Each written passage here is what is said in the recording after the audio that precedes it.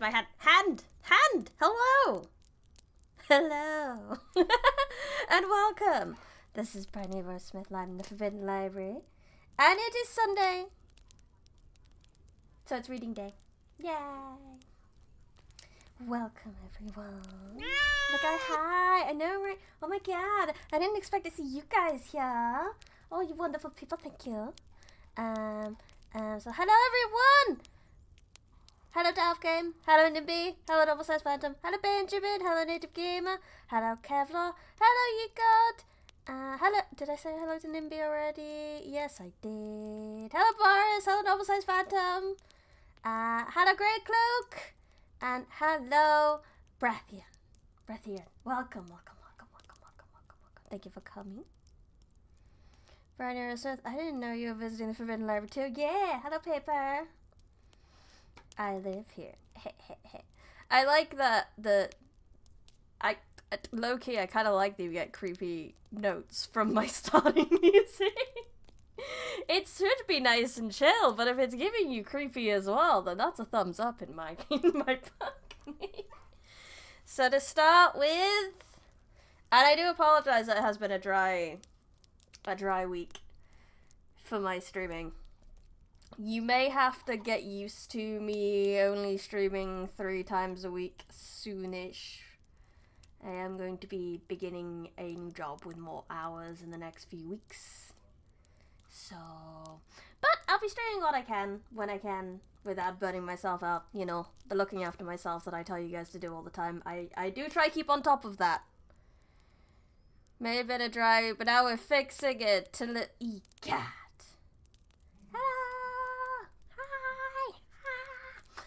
The spreadsheet's up, as you can see. Spreadsheet time.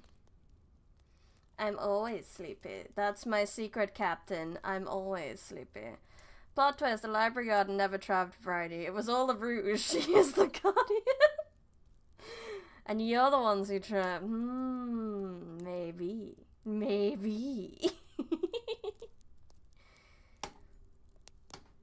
But I still need to read 10,000 books.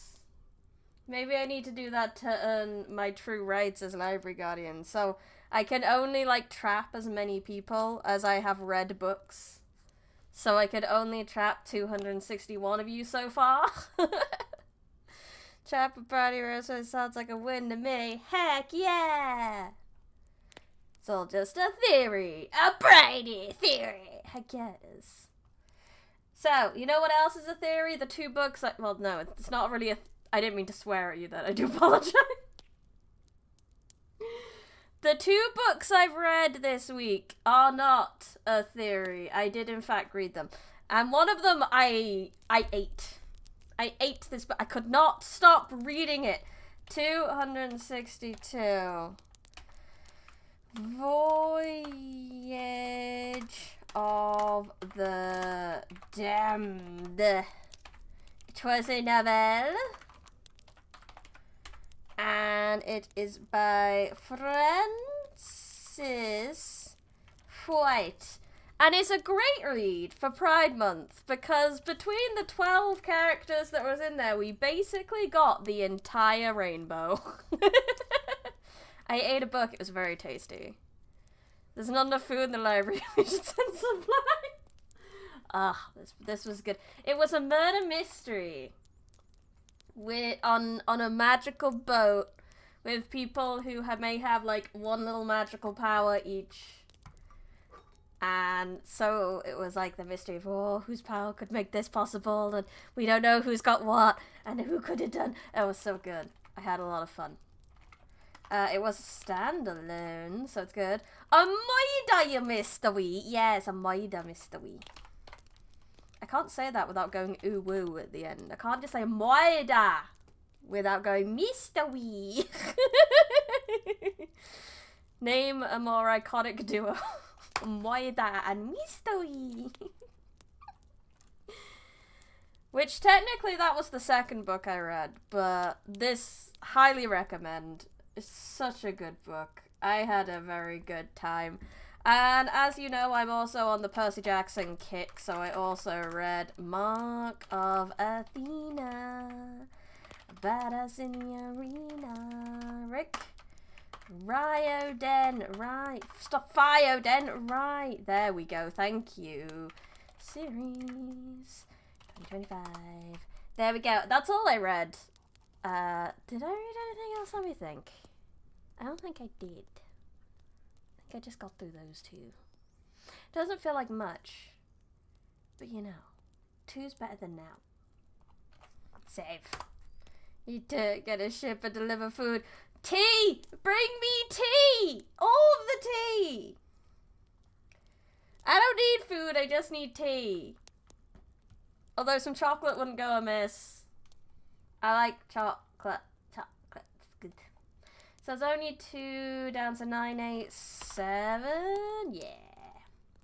9,727 to go. Not far, I guess. Maybe questionably. Read the back of the cereal box. Throw it off now! Don't do that! Don't traumatize me with another blooming tea party. That's not a tea party. How dare they call it a tea party? Get it out of the hopper. The worst tea party in history. We should read about it. Get there eventually. You'll be out by the time that I retire.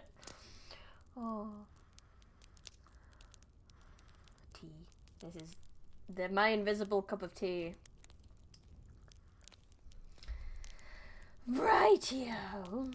We have some history to learn about. We're gonna learn about the small theatre. We learned about the big theatre. That one, the large theatre. But apparently there was also... Brathian. Like, reading. We do count comic books and stuff. If you read a lot of SCP as well, you'll get a lot of numbers. At least 50 of those is SCP specifically. By the way, Briony, can you get Excel to count the remaining numbers with Probably. Probably, yes, I could. But I could type them in too. Yeah. I could do maths. I'll be on my deathbed when you finally complete your last book and I'll say yay and pass away happy. And that is, you might be getting buffering. OBS is struggling slightly.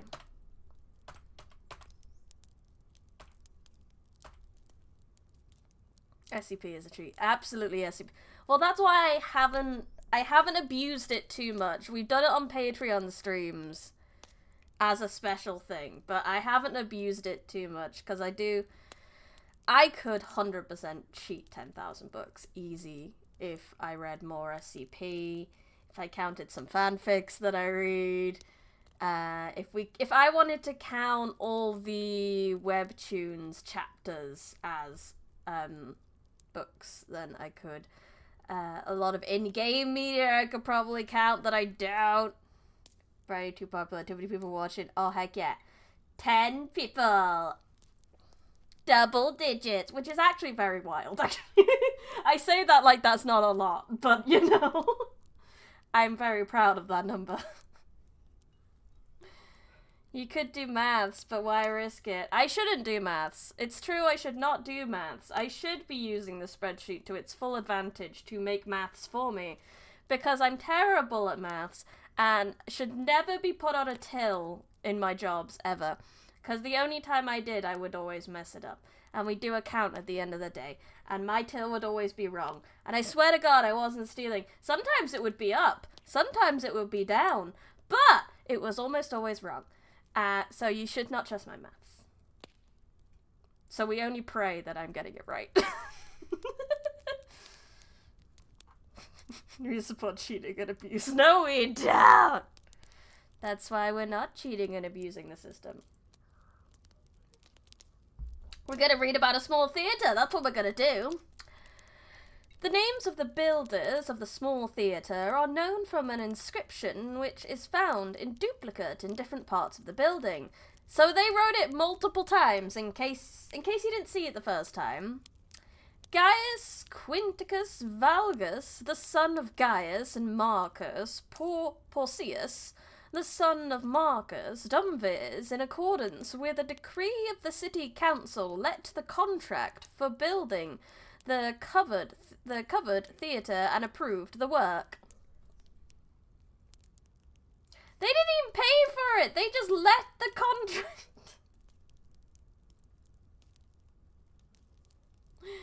God, no library makes you work. The Forbidden Library gift shop, cash only. If he wants to lose money, that's on him.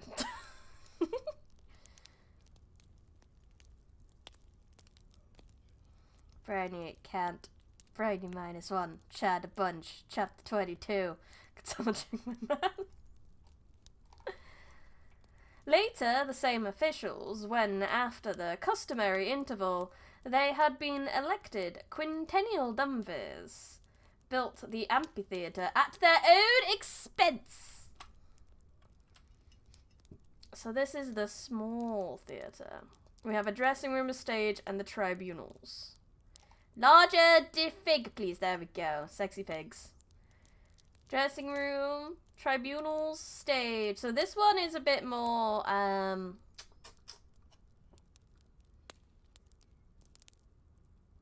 word. Cozy? No. I don't know. Pigs, indubitably. Guys be like, you guys, I swear, it's an average size theatre. Stop calling it small. When two magistrates set up an inscription in duplicate, ordinarily the name of one appears first in one copy, while that of the second is put first in the other. In all four inscriptions, however, 2 at the theatre and 2 at the amphitheatre, Valgus has the first place. The reason, in the case of the amphitheatre, is not far to seek. Valgus was the man of means, who furnished the money for the building, but allowed his colleague and friend to share the honour. We may also believe that, while the small theatre was erected in accordance with a decree of the city council, and hence presumably at public expense, a part of the funds was contributed by Valgus, who, on his account, received honour above his less opulent colleague. The law of this Valgus, Populus Servilius Rullus, has been undeservedly immortalized by a speech of Cicero in opposition to a bill brought forward by him in regard to the division of public lands. From the same oration. Oh, wait a minute! I forgot to tell you, even though most of you already know already. The audiobook is out. It's out. It's real. I can read. I literally remembered only because I just, stumbled over something. Let me get your links. You should look it up. It's great. I did a thing. I read good. And it went through all the proper quality controls and was approved. Audible. You can search me on Audible now. If you go on Audible and you just type a Briony Rose Smith, comes up. I can give you evidence. I'm just gonna go get evidence now. I need to go find the link. It's Briony Rose Smith. Go. Oh look, it's a book with me. Look, that's me in the narrator file. Oh yeah, what is this? Is this a share copy link? Here, have a link. It's real. I'm real. Boom. Pin. So go check that out. I may be doing a giveaway of some some free codes soon. Probably next week. So if you would like a chance to get it for free, then keep an eye out for that announcement eventually. But yeah, I did it. I worked on that for so long. And now, this book series means I have, it's a 5-book series. So I have a lot to do with it still. So there'll be so much more to read. Briony, you hardly know her! No, you do. You do hardly know me. I'm a magical internet being. Who knows anything about me? Who knows that I haven't lied to you about everything that I've ever said? Except for the fact that I can read. That's never been a lie. Yeah, you can listen to my up north accent whenever you want. Just have to go find that. Incident.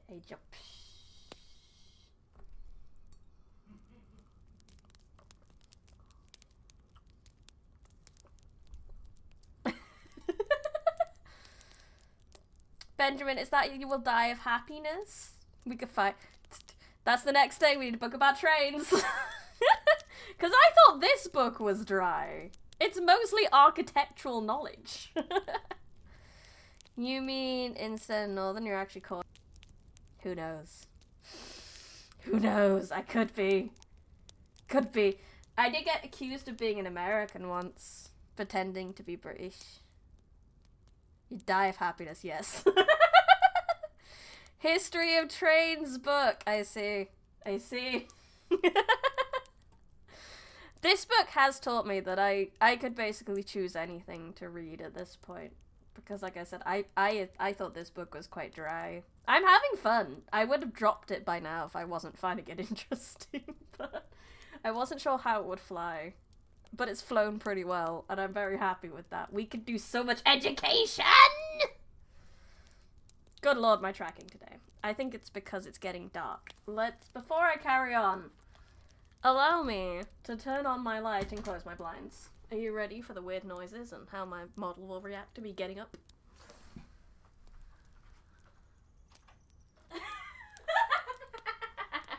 Oh, it's so silly.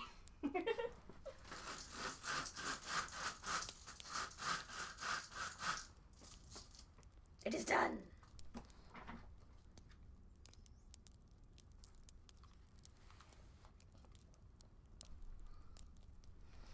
We just have to find books I'm allowed to read.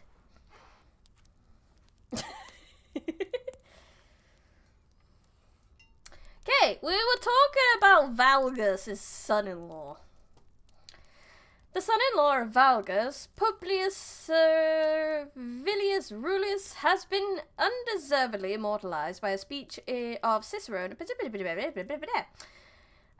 From the same oration, we learned that Valgus, a man without scruples, had taken advantage of the reign of terror instituted by Sulla to acquire vast wealth, particularly in the way of landed property. Among his estates was one in the countryside of Hirpini? Ready the caravan to bring here. I wish. Near the city of Aquilanum, south of Beneventum, which made him its patron, and for which, as shown by an inscription, he repaired the walls destroyed in the city war. He was undoubtedly one of the leading men in the colony founded by Sulla at Pompeii, and very likely sought by large public benefactors to cast his former life into oblivion. The small theatre must have been built in the early years of the Roman colony, not long after 80 BC.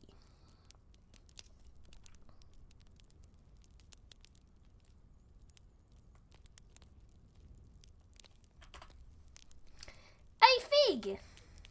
So this is what the small theatre looked like. A covered auditorium in the immediate vicinity of a large unroofed theatre was not uncommon. About the time of the destruction of Pompeii, the poet Statius, praising the magnificence of the native city Naples, speaking of twin theatres in a single structure, one open and one roofed. Our only clue was clue just spelt like that originally?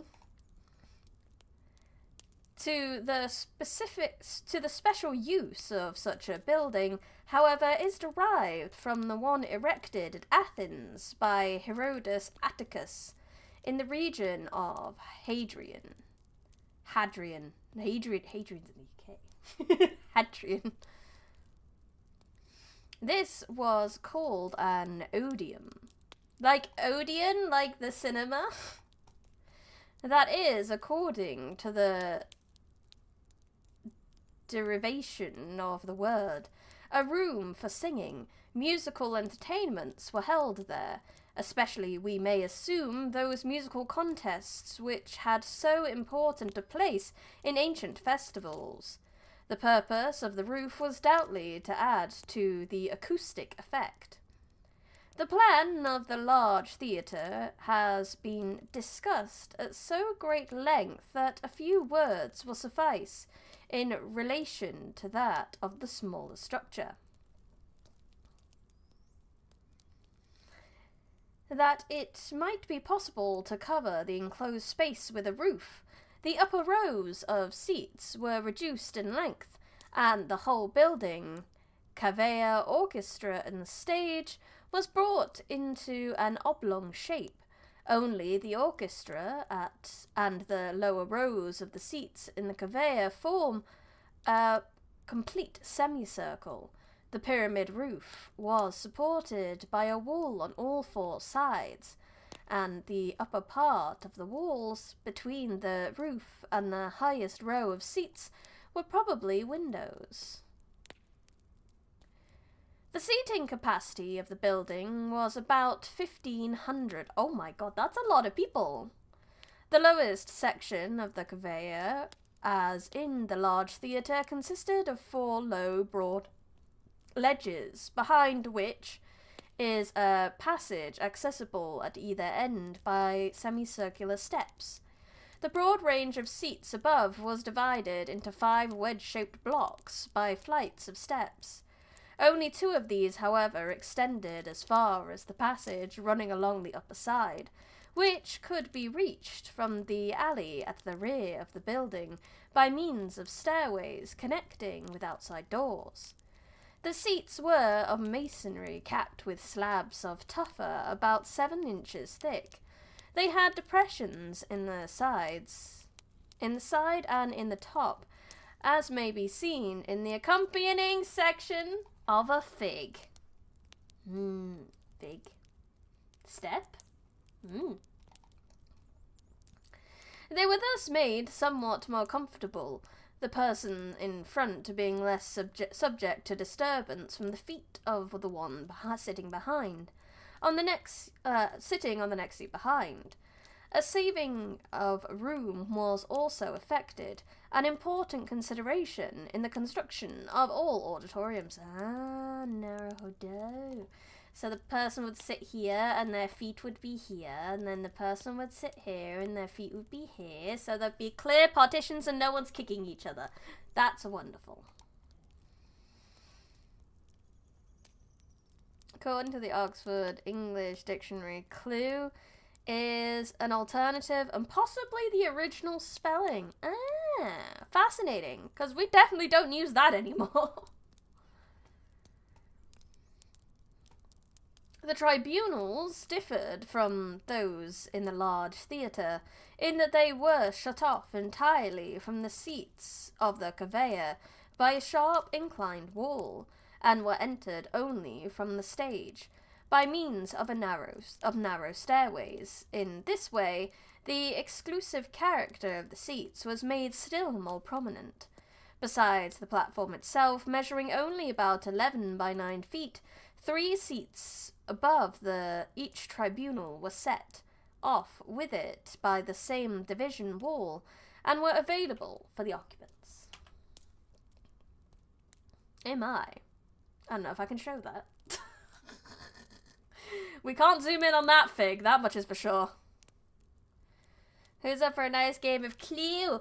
It looks so much like claw, because obviously it's only one letter off being the word claw. It's so weird. The sloping wall between the tribunal and the cavea on each side ends with a kneeling atlas.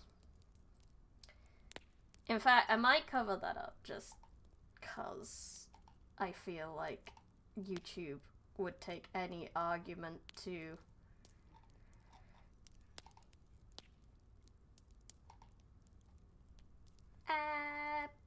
oh, I have a block. I have the block image. Go.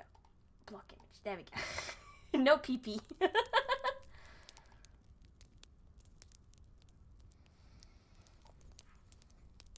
Large vases probably stood on the two brackets supported by these figures. The end of the parapet on either side is embellished with a lion's foot of tufa. These rather coarse sculptures illustrate the character of the art that was brought to Pompeii by the Roman colony. The workmanship is by no means fine, yet the muscle of the figures are well rendered and the effect is pleasing. Breaking news, Briony banned for lewd fig, maybe. You know what these, like, Twitch and YouTube are both, like, so picky about these things. I don't wanna risk anything. Like, I think on YouTube I'm probably gonna have to go back and blur that. And then on Twitch I just won't publish the VOD, I think is the best way to go about that. The pavement of the orchestra, seen in Fig 67, consists of small flags of coloured marble.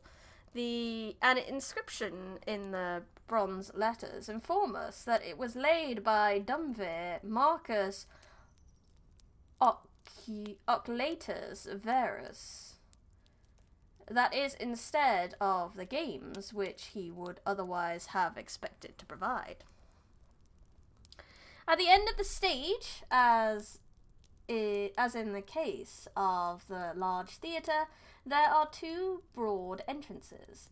The wall at the rear, which was veneered with marble, had a customary 3 doors, and in addition 2 small doors, one near each end.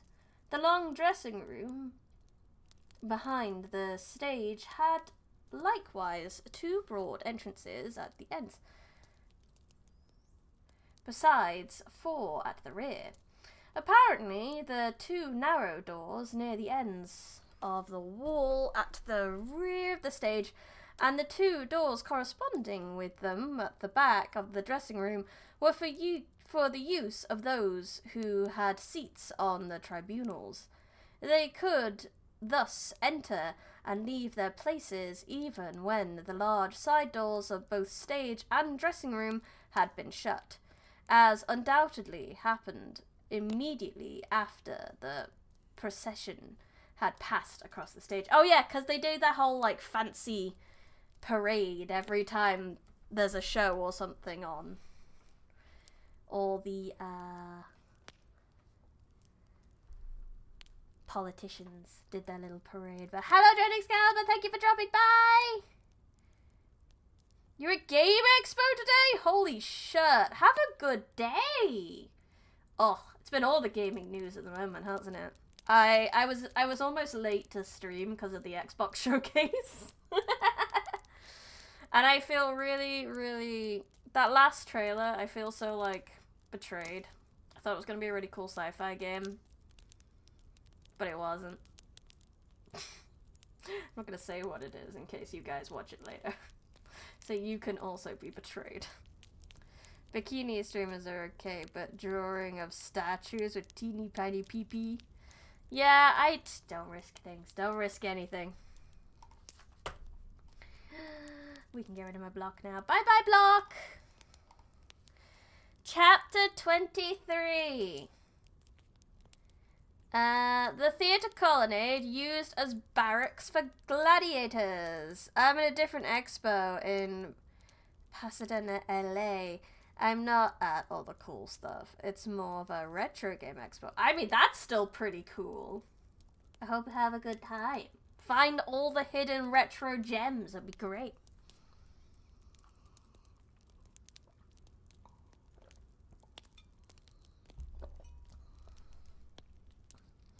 Speaking of sci-fi games, The Expanse is getting an additional game. Oh. I have not played that game.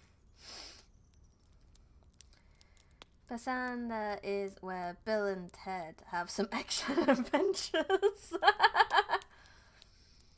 There's a Tetris tournament going on. Oh, that's fun. I have a friend who's very good at Tetris. I have a friend who's very good at video games, full stop. He can just do it all. It's crazy. Behind the stage, says Vtuber, speaking of the arrangement of the theatre, colonnades should be built that shelter may be afforded to the spectators in case of rain, and a place provided for making preparations for the stage.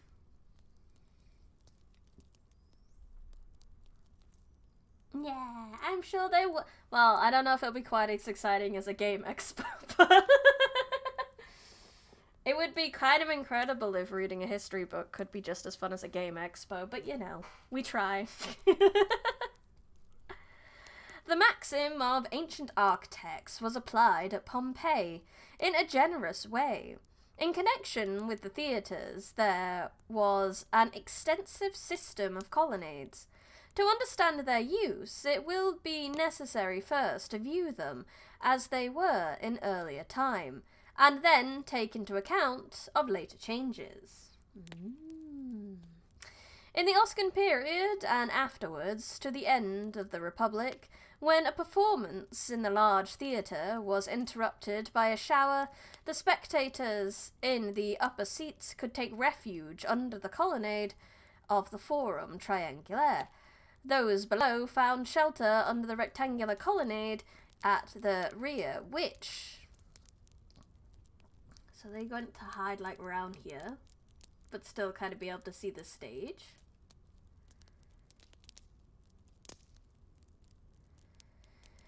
Those colonnade at the rear, which was obviously built for the purpose, and may be called, by way of distinction, the theatre colonnade.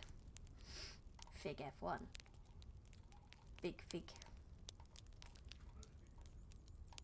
So, this one. I assume. It contained 74 Doric columns and enclosed a large open area. The main entrance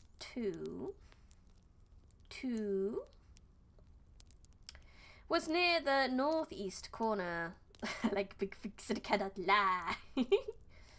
Of a game X, so it doesn't have any hot lewd figs. It might. It might. The entrance hall on the side of the colonnade was... Actually, there are a few vendors with some figures. But they're normal. No figures of me yet. I'm not big enough yet. We have to go talk to Big Smile about that or something. Good Smile, not Big Smile. The main entrance was near the northeast corner. The entrance hall on the side of the colonnade was supported by 3 Ionic columns. It was connected at the north end with a short colonnade on the east side of the area back of the stage of the theatre. This led to the large door at the east end of the stage and the corresponding parados of the orchestra. The wall at 4 on our plan... 4... is a later addition. The theatre colonnade must have been used also as a promenade on days when there was no performance. It was connected by a broad passage with Stabian Street. Big Brother smile.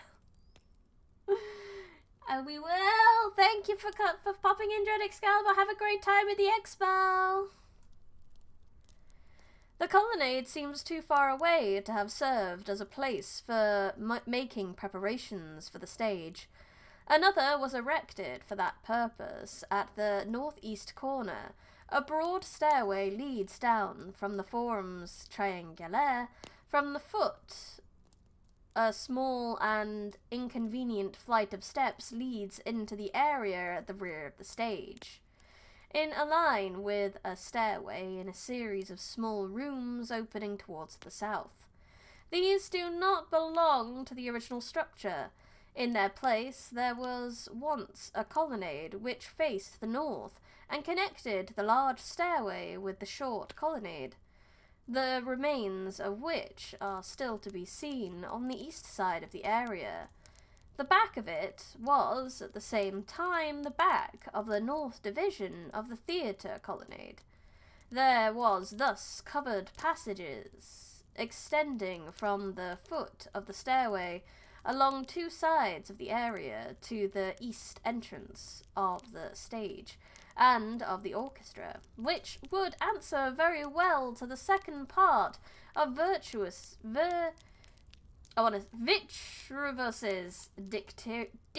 dictum.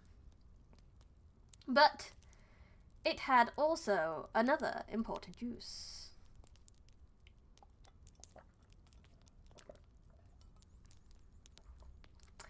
The portico of the Forum Triangulaire, as we have seen, was at the same time the monumental entrance of the theatre, and the large doorway at the left was used only for the ceremonious admission of the city officials.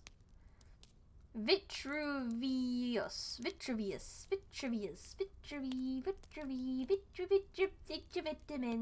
Kitchen, question mark. Where's the kitchen, question mark? Kitchen, question mark.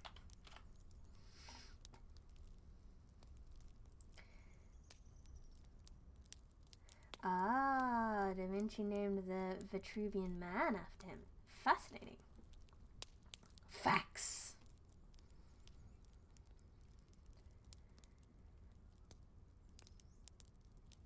The portico, the theatre, the large door was left for only ceremonial who, with their retinue, formed a procession in the forum and wended their way hither in festal attire in order to open the performance, a formality that may be compared with the parade with the Roman games were opened in Rome.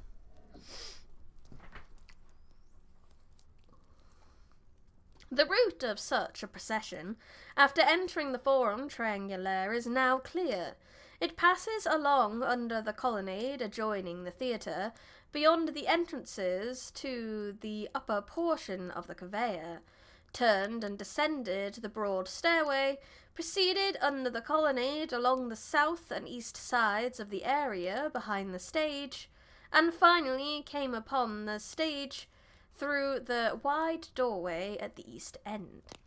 It was indeed possible to pass beyond the stage entrance and proceed through the parados directly to the seats of the orchestra and the lowest section of the conveyor, but it is more in accordance with the fondness of the ancients for display to suppose that of the procession moved across the stage, receiving as it is passed the platitudes of the great audience, and emerged from the entrance opposite that which it came. So basically, before the show starts, you have to watch your local politicians strut across the stage first. I don't think that would go down as well nowadays.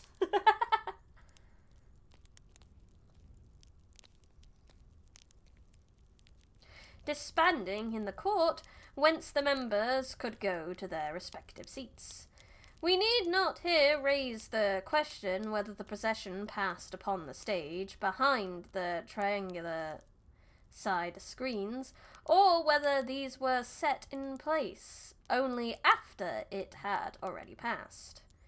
When the colonnade on the south side of the court had been replaced by rooms, and the theatre colonnade itself had been transformed into barracks, this route of processions was blocked. They could still pass down the street in front of the Temple of Iris, turn into Stabian Street, and reach the stage through the passage at the rear of the small theatre, but it does not seem probable that they followed this course. For some reason that there are 3 stepping stones in the street before one comes to the entrance of the passage. These would have proven a serious obstruction, and would undoubtedly have been removed had the procession gone this way. Imagine going to see Deadpool and Wolverine, but you have to sit through 5 minutes of a PSA from your local MP.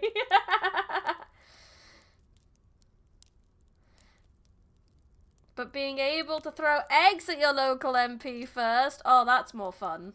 I also love that the both of you went for exactly the same movie.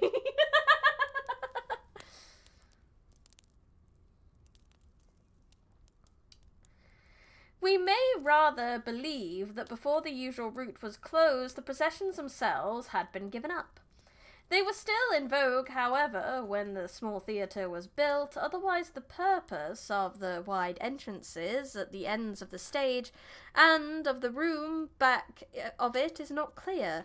Moreover, the sidewalk in front of the small theatre on Stabian Street is of an altogether unusual width, and was apparently covered by a portico. We infer that the procession to this theatre entered at the west end of the stage and passed out of the east. Since it could not disperse on the street, it would turn where the sidewalk was broadest, go back through the room at the rear of the stage, into the court, and there disbanded. Just copied Phantom for the joke.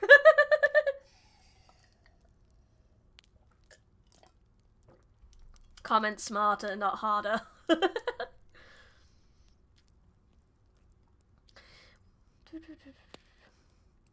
The discontinuance of the processions must then be assigned to the period between the building of the small theatre and the changing over of the theatre colonnade into barracks, which, to judge from the masonry and the remains of the decoration, did not take place before the time of Nero. The processions were abandoned either in the troubled period of civil war or in the early years of the empire.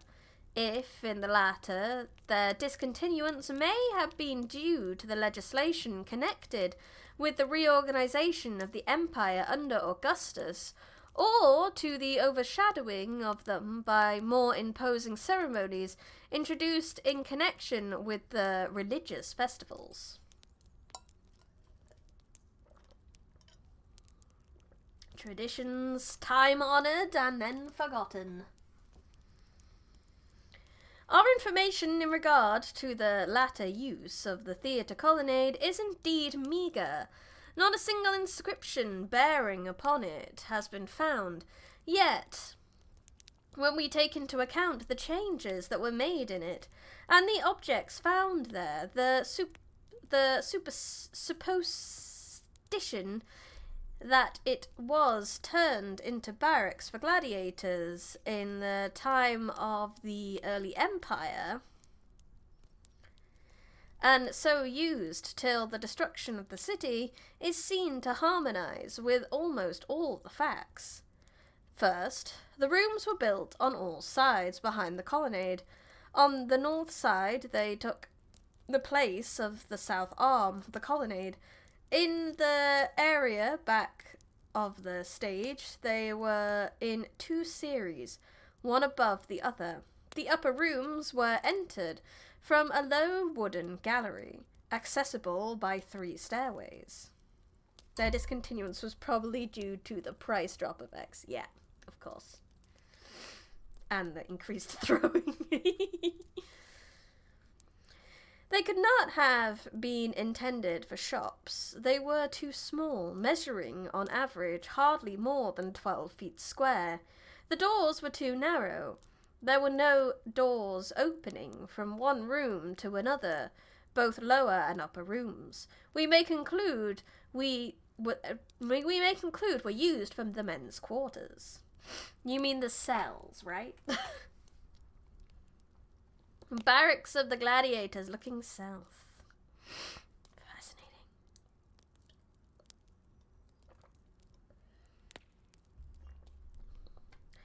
In the middle of the south side, a large room was left, with the front open towards the main area. Towards the area, and etc.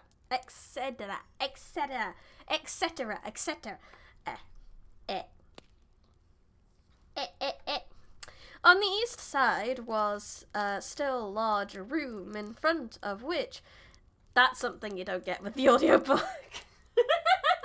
Don't get me randomly going, briny noises deleted.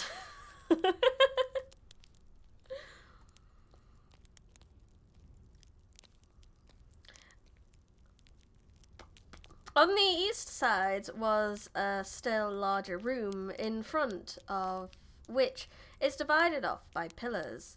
Other rooms open from it, and among them is one, with several hearths, evidently intended for a mess kitchen. If the hearths are ancient, they may be modern. There may be modern. Over these rooms was a second story reached by a broad stairway. How much for the Briony Noises edited audiobook? Briony Noises edit. I want to do, well, there was part of the audiobook I did live on a Patreon stream, and I'm very determined to go into that and just edit that VOD down to just the Briony Noises. I remember the original draft of Ridley Scott's Gladiator had Maximus fighting a guy wearing a suit made of chopped off foreskins. I'm glad we never saw that. Definitely not. Gross. Blech. The immediate connection of the colonnade with the area behind the stage was now cut off by a wall. There was left only a small door in the corner, which could be readily fastened. The entrance from the passage leading to Stabian Street was provided with doors and placed under the control of a guard, for whom a special room was built at one side. There was a third entrance, narrow and easily closed, at the northwest corner, where a flight of steps connected the foot of the Broadway stairway with the landing of the stairs leading to the wooden gallery.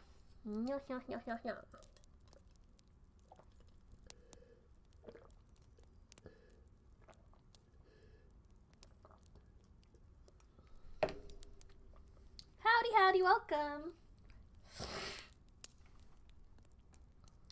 Thus, a complete transformation was effected. The promenade for theatre-goers had become barracks, with a great number of cell-like rooms, a mess kitchen, and narrow guarded entrances. Soldiers, however, could not have been kept here. In the period to which the rebuilding belongs, garrisons were not stationed in the cities of Italy, except the capital.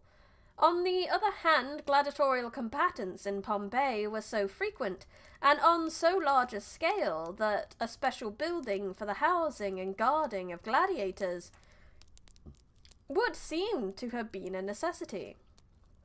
Such a building would naturally have been erected by the city and placed at the disposal of those who gave the games. As early as the time of Augustus, Aulus Claudius Flaccus brought forward 40 pairs of gladiators in a single day, and on various occasions afterwards as many as 30 pairs were engaged. How well the colonnade was now suited for gladiators' quarters may be seen from a glance at the plan. The area would serve as a practice court, the etc. on the south side protected from the sun as the station for the trainers and lounging room. Oh, I will say when it comes... I suppose it's not really briny noises, but at the end of the audiobook, there are 5 little outtakes that I kept and recorded.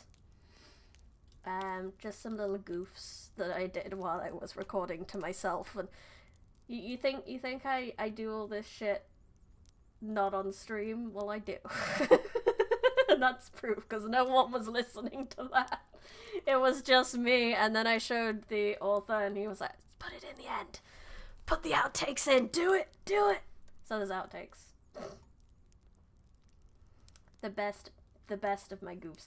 Also, me having very visceral reaction to the to the sort of main villain. I was reading through, and the main villain came in, and I did my first reaction. Oh God, she's here.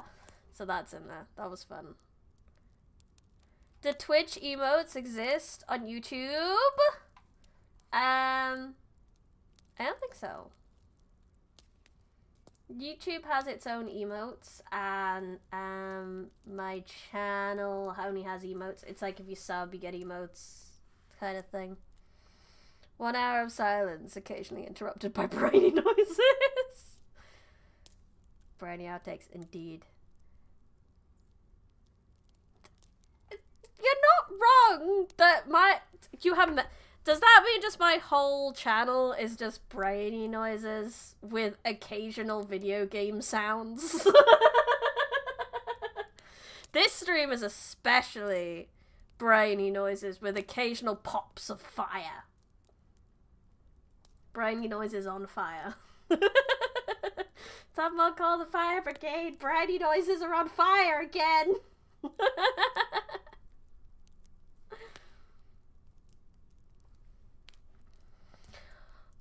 Where the heck were we?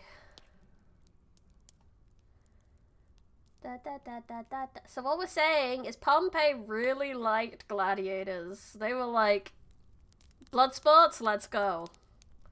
This Briony's on fire. She's making some noises.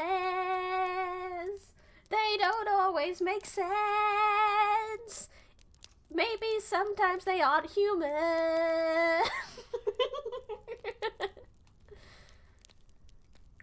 Where even was I? Time of Augustus. I did read that one. I feel like here is the best place. People used to sell gladiator sweat as aphrodisiacs. That kind of... I can see... Oh, God. So you're telling me they sold gladiator bathwater? That's what you're telling me. That's what you're telling me. Gladiator bathwater selling was a thing.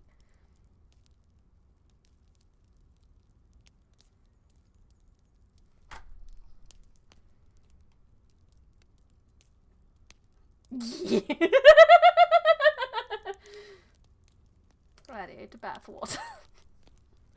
I was gonna say I can kind of see, like, where they would put that together, because, you know, if the movies have taught me anything, is gladiators are big, muscly men who are quite pretty, you know? So I could see why they would think that would help.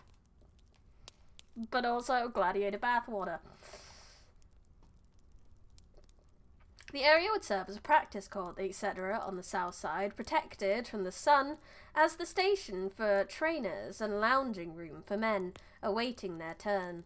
The mess room would be the large apartment adjoining the kitchen, while the quarters of the chief trainer and his assistants would be in the second story, reached by the broad stairway. Man, humans haven't changed a bit in that. We really haven't. You think we were making progress? No, we just get different flavors and different vibes as we go along. Gladiators weren't just slaves, they were ancient sports stars, and gladiator dying is a very rare thing, I see. They were basically pro wrestlers of ancient times. Naruhodo. So it was totally not scripted entertainment. Interesting. The small rooms, but, well, I suppose it makes sense, because you put a lot of investment into gladiators. It would be kind of a waste of people's money if they just kept dying all the time. The small rooms were poorly decorated in the 4th style. There were better paintings, only in the etc. On the rear wall of this room was the oft-repeated group of Mars and Venus. On the side walls, gladiatorial weapons were represented, piled up in heaps after the manner of trophies, about 8 feet high. The reference to the purpose of the building, as in the case of the paintings in the Maliseum, is obvious. The columns about the area were originally white. After rebuilding, the influted lower part was painted red, the upper part yellow. 4 columns, however, 2 at the middle of the east side and the 2 opposite them on the west side, were painted blue, probably to serve as bounds in marking off the area for athletic exercises. Oh, it's a greave! That's wonderfully decorated. That's very detailed. Lovely. The objects found in the barracks are recorded in the journal of the excavators. They indicate that at the time of the eruption the rooms were occupied. Everything of value was removed from those on the north side by the survivors, but the south half was apparently left undisturbed and has yielded a rich harvest. Ooh, we got lots of shinies from this. They also weren't super chiseled abs.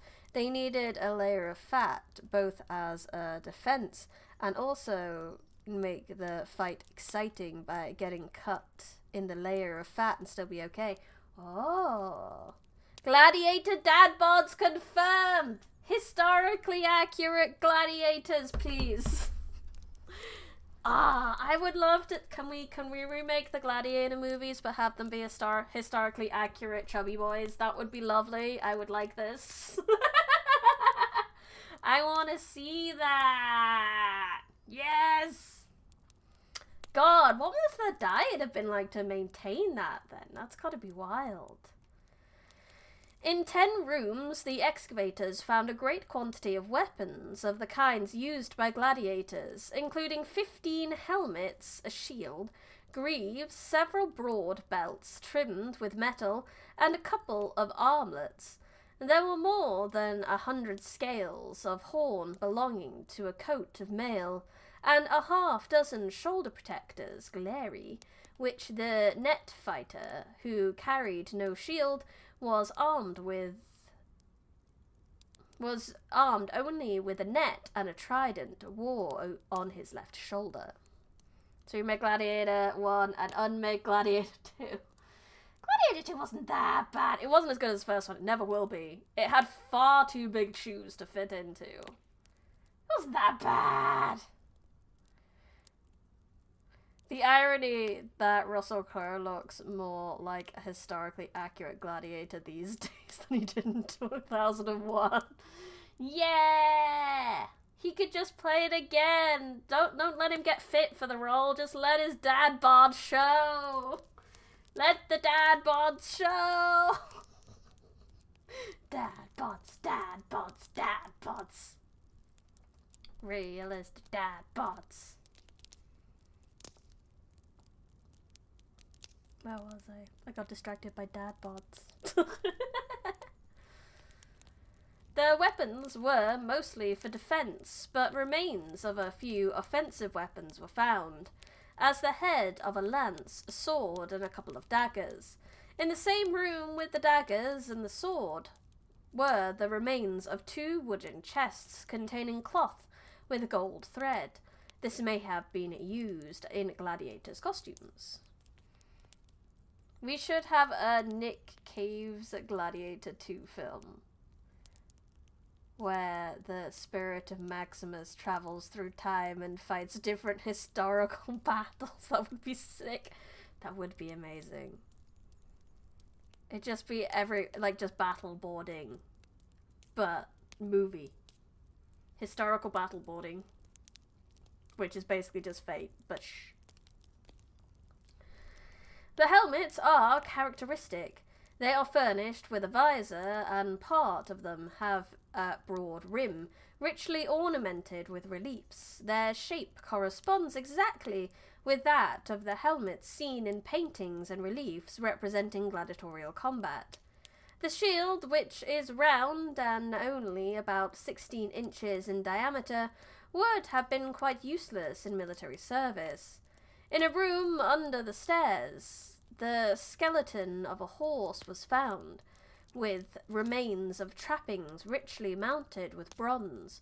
One class of gladiators, the equites, fought on horseback. Oh, they do look a little bit cumbersome, those helmets. It's like Deadliest Warrior, but it's only Maximus versus the world. Yeah!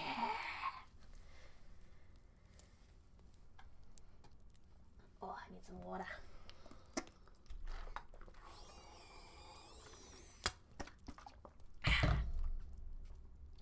One of the small rooms on the west side was used as a guard room.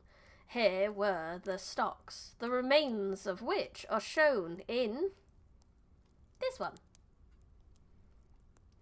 They were fastened to a board. At the end of the under piece was a lock, by which the bar passed through.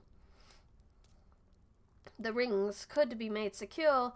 The men confined had the choice of lying down or sitting in an uncomfortable position.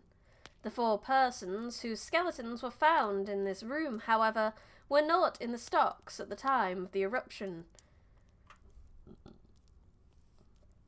That such means of discipline should be employed in controlling gladiators is entirely consistent with ancient methods.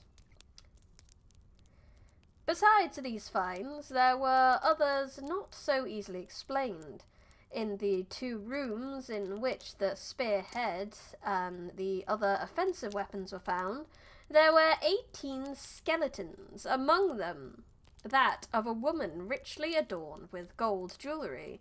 She had a necklace with emeralds, earrings, and 2 armbands, besides rings and other ornaments, in a casket of cameo, the elaborate setting of which is in part preserved. In a room near the southwest corner, the bones of a newborn infant were found in an earthen jar.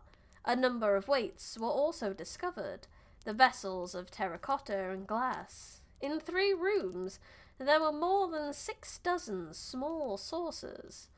Were the barracks wholly given up to gladiators at the time of the eruption, or were some other persons allowed to have quarters here?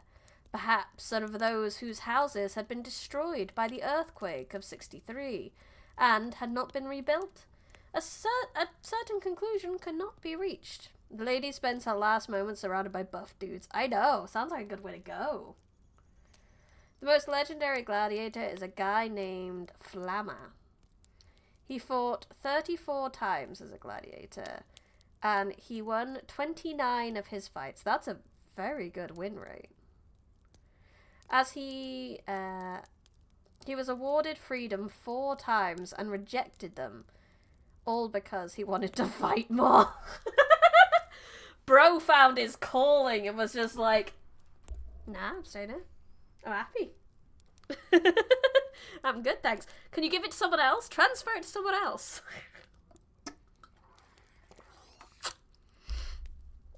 Truly the Undertaker of his era. Oh, he would have been so popular for that.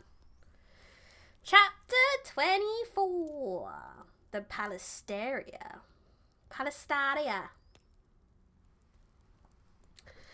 The oblong court north of the large theatre, between the entrance of the Forum Triangular and the Temple of Isis, is the Palastaria. Originally, the enclosed area was entirely surrounded by a colonnade, with 10 columns on each side and 5 at each end. But at the comparatively late period, probably after the earthquake of 63, the columns at the east end were removed and the space thus gained was added to the Temple of Iris. Isis, not Iris.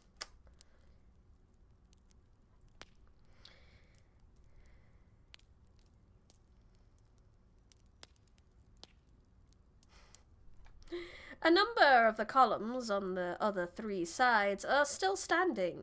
They are Doric, but of slender proportions, the height of 10.5 feet being equal to 8 diameters, while the intercolumnizations measure about 9 feet. It is doubtful whether the columns carried a complete entablature. More likely, the roof rested directly on a wooden architrave. Larger, please. Here. Colonnade, pedestal, dressing rooms. Colonnade, pedestal, dressing rooms. The building clearly dates from the pre-Roman period. The columns are of tufa coated with stucco. The dimensions of the colonnade, 60 by 36 Oscan feet, reduce to the early standard of measurements, and the Oscan inscription was found here, which says that the building was erected by Questor Vibrius Vinicius.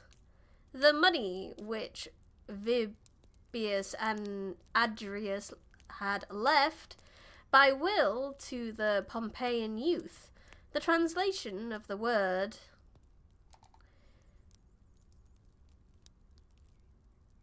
Veriai to the youth. Imagine going to the temple to worship and hearing, Iris! It's Iris! I would freak the fuck out. Otherwise doubtful is confirmed by various facts which indicate the building was intended as a small plasteria and open-air gym for boys. Ah, that's nice.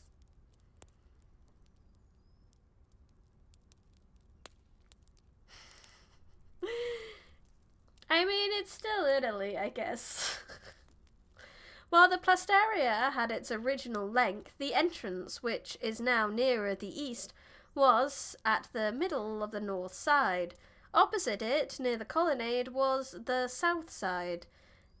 On the south side is a pedestal of tufa, before which stands a small table of the same stone.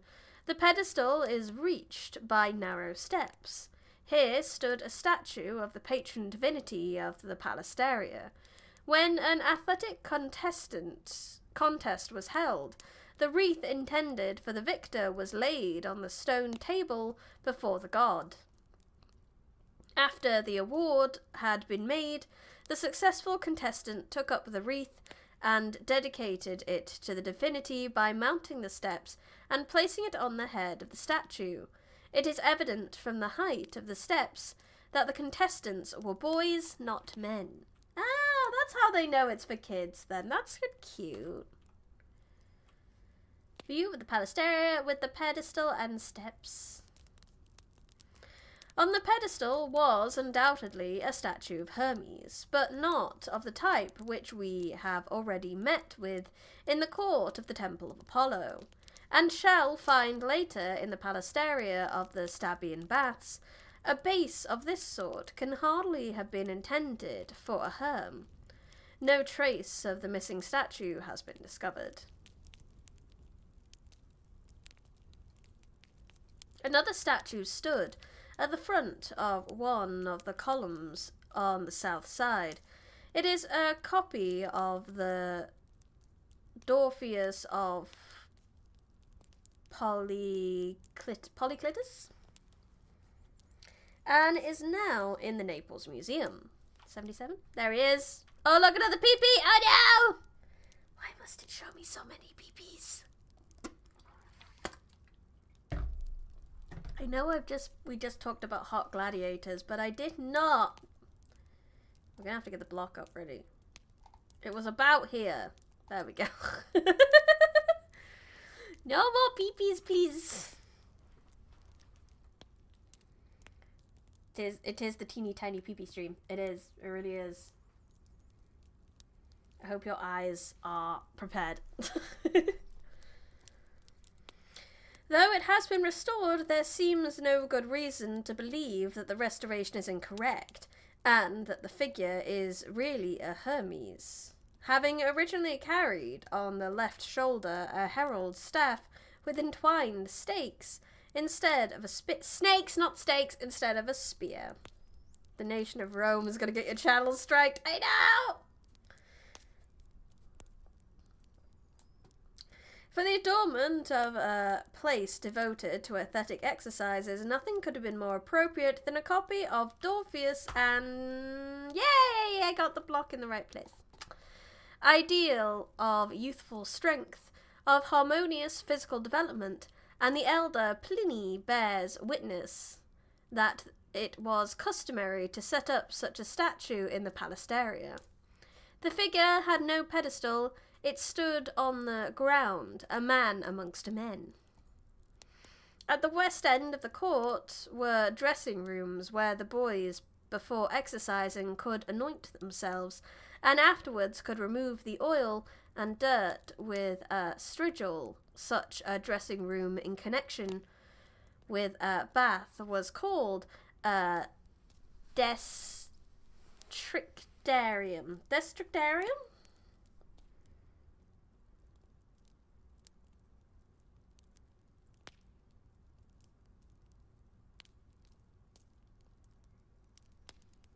I see. Yeah, I've been to enough museums and seen enough of these statues to know that they really did like carving them tiny peepees. Large mushrooms are a barbarian thing, totally not a coping mechanism for Roman culture.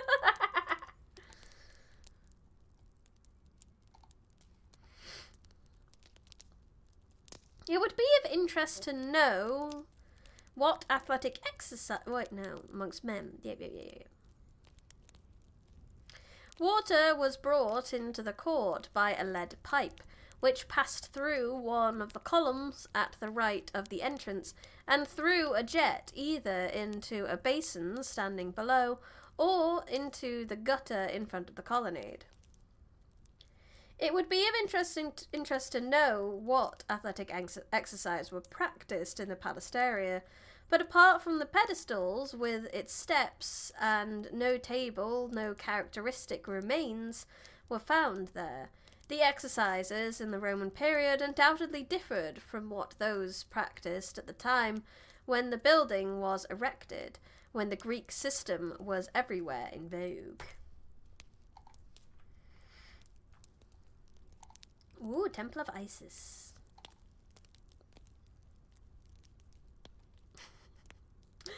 The loftiest and purest religious concepts of the ancient Egyptians were embodied in the myth of Isis and Osiris, which, in the 3rd millennium BC, had already become the basis of a firmly established cult. These conceptions approached the modern theistic idea of an omnipresent God, and with them was associated a belief in a blessed immortality. Isis was the god of heaven, and Osiris was the sun god, her brother and husband, who is slain at evening by his brother Set, the Greek Typhon, ruler of darkness. Their child Horus, also called Harpocrates, born after the father's death, is the fresh sun of the new day. The successor and avenger of his father, the conqueror of Set, he becomes a new Osiris, while the father, ever blessed, rules in the realm of the dead, the kingdom of the West. Man, who the followers of Isis taught, is an incarnation of deity. Monotheistic, thank you. Whose destiny is also his.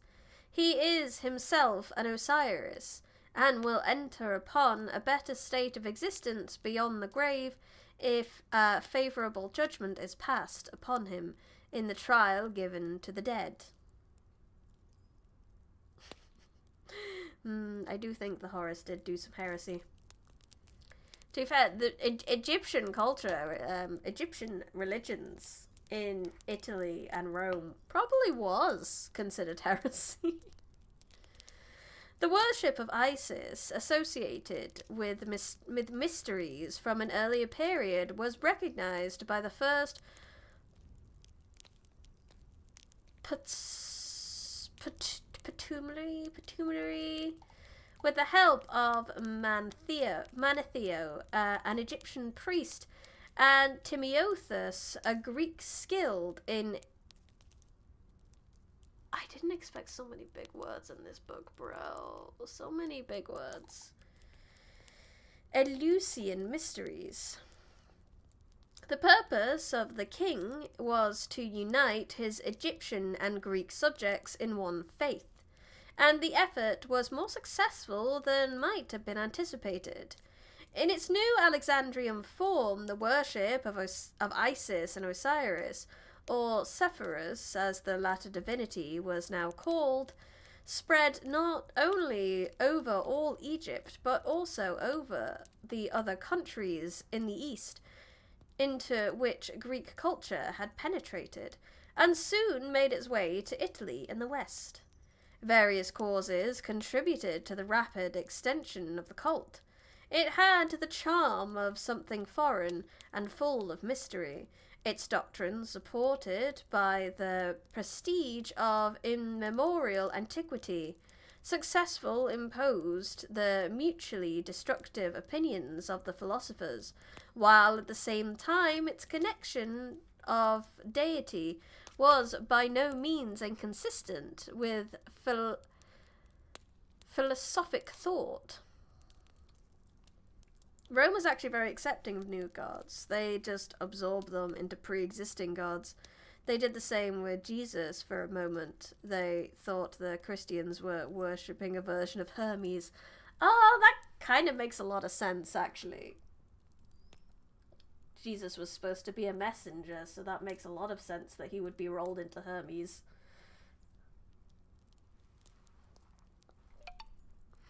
Da-da-da-da! Subscription! Thank you so much for subscribing! Appreciate it. Thank you.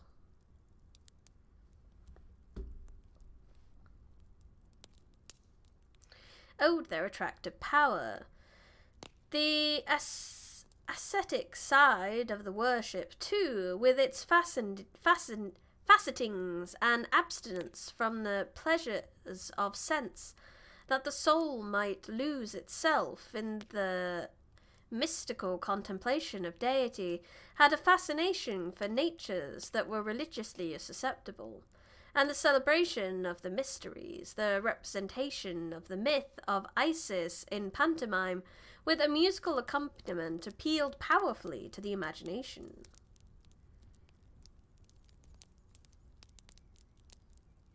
Who needs to subscribe when you can superscribe? The cult also possessed elements that brought it nearer to the needs of the multitude. The activities of the Egyptian divinities were not confined to the other world. Their help might be sought in the concerns of this life. Thus the chief priest could say to Apuleius that Isis summoned her elect to consecrate themselves to her service only when the term of life allotted to them has really expired, and that she lengthened their tale of years, so that all of life remaining was a direct gift from the hands of the goddess. The priests of Isis were looked upon as experts in astrology, the interpretation of dreams, and the conjuring of spirits. Maiden!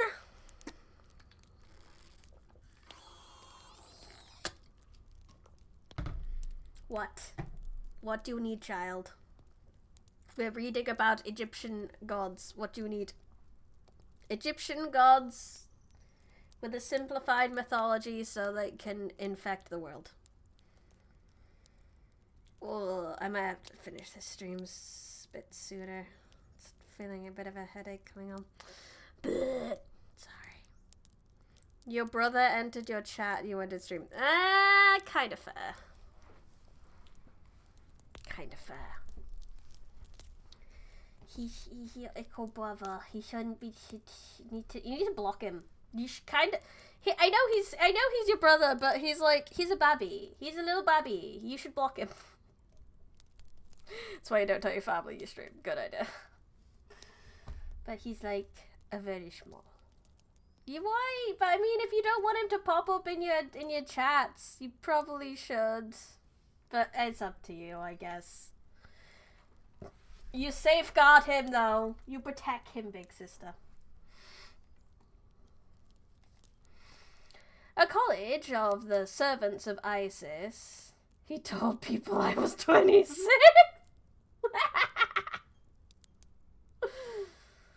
Okay, no, he can stay. He's gonna shit talk you. It'll be great. Pastafori was founded in Rome in the time of Sulla, about 80 BC. In vain, the authorities tried to drive out the worship of the Egyptian gods.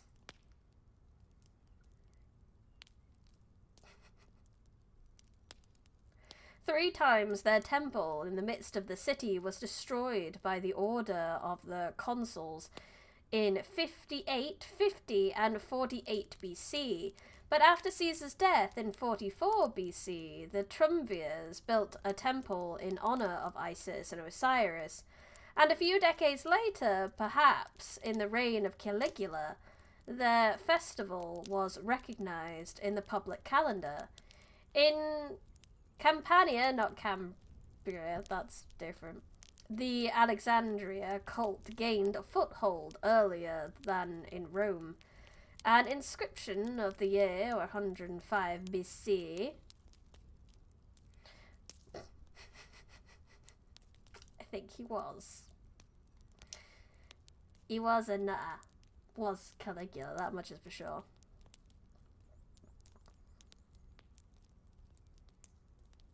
Indifferent.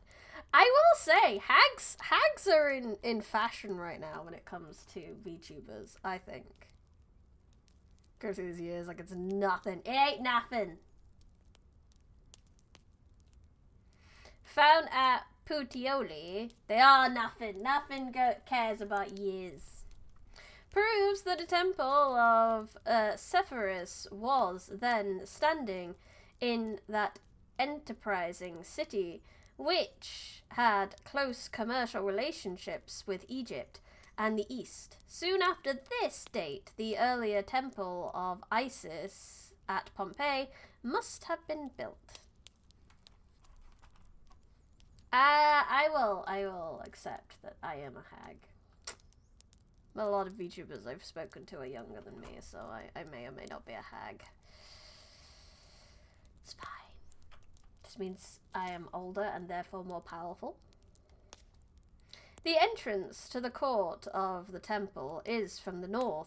Above the door is an inscription which informs us that after an earthquake, that of the year 63, numerous Pompeii Celsinus, at his own expense, rebuilt the temple of Isis from the foundation, that in recognition of his generosity, though he was only 6 years of age, the members of the city council, the Decrudius, admitted him without cost to the rank. What?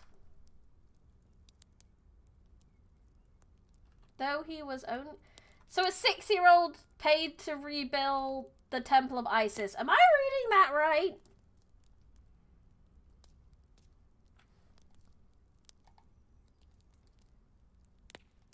I think I am.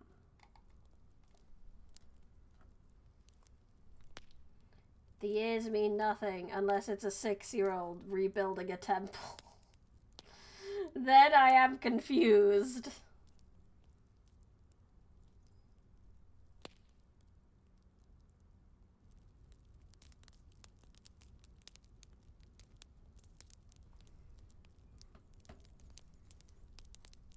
The Nutty Emperor makes me think of... yeah, that's what I was thinking, the Nutty Professor!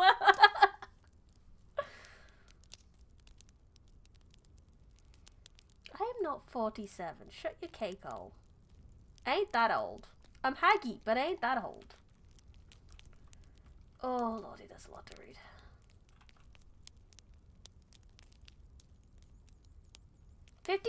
No! No! Wrong direction!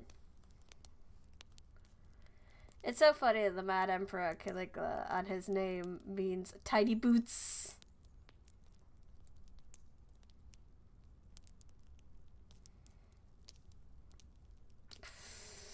I'm only old enough to be your mum if it was a teenage pregnancy. Shut up.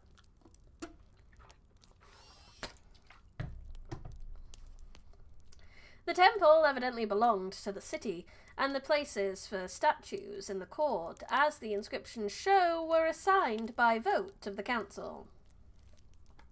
Other inscriptions give information in regard to the family of the child, Celesinus, his father, Numerus, Pompidus, Ampalatius, his mother, Corelia Celsa. Our brother bore the same name as the father. The real rebuilders were, of course, the parents. By associating their munifice with the name of their son, they opened the way for him to the city offices, for which the father, a freedman, was not eligible. Ampalatius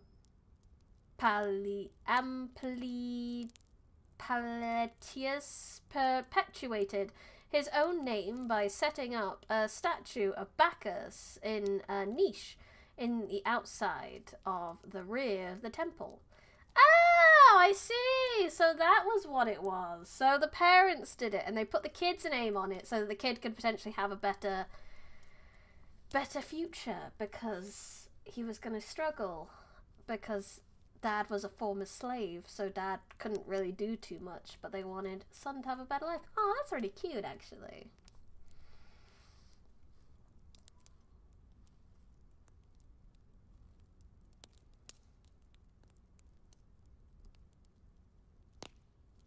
You struggling with Latin reminds me of reading words in tattle. Fair. Dad was a former slave, so he is building a name for his kid's son future. I know, that's quite good. That's cute, really.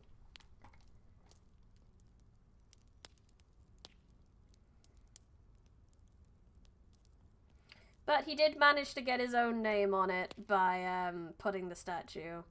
The names of the two sons appear with that of their mother in the mosaic floor of the large room behind the colonnade at the rear. So he got all the names in there. Hydrate? Yeah, I will.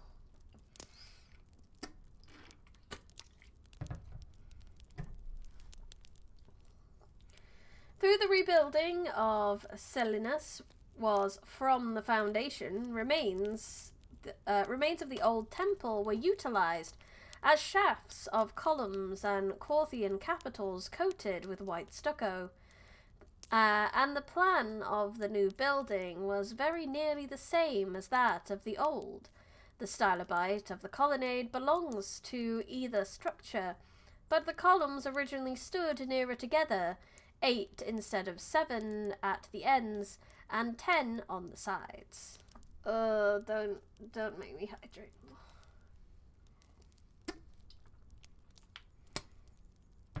Dehydrate. Oh, do people have that? I didn't even know that was a redeem. Posture check. I'm posture checking. Okay, posture checked. I don't know why that needed to be so dramatic. It just did. It just did, okay? Posture checking must be dramatic, or I die. I am very sorry. I'm not feeling too good right now. As I said, I've had a small headache kind of coming on during the stream. And I've been trying to sort of live it and let it go, but it's slowly getting worse. I should probably pack it in before it becomes a full-blown migraine. Get some drugs! Yeah! Painkillers and drugs! Woo! I'm gonna go take care of myself. I apologize because obviously I haven't streamed as much this week, but we shall see. Next week, I'm a bit freer, so we should be able to pack it in before it all spills out. Exactly. So, thank you everyone so much for coming. I'm sorry to end early, but, you know, I tell you guys to look after yourself, and I try to practice what I preach. Thank you everyone for coming. Thank you everyone in chat. Thank you everyone who lurked. Thank you anyone who watched the VOD. I really appreciate you coming, and I hope you enjoyed my content, no matter which way you decided to do my content. If you have not already, I would also highly appreciate it if you could leave a like on the video and subscribe to the channel. Go check out my new audiobook that is out. Keep an eye on all my socials for a potential giveaway of free codes. Also check out all the usual links and things for ways to support me via YouTube membership, Patreon, Kofi, and merch stores. But that is all I have for you today. I will see you guys tomorrow for some more Ace Attorney. But until then, I had fun. I hope you had fun. This has been Briony Rose Smith. Oh, yeah, I'm gonna... Where were we? I'm gonna highlight it where we are. There we go. Now I know where we are. Okay. I had fun. I hope you had fun. This has been Briony Rose Smith. I'm the Forbidden Library. Goodbye.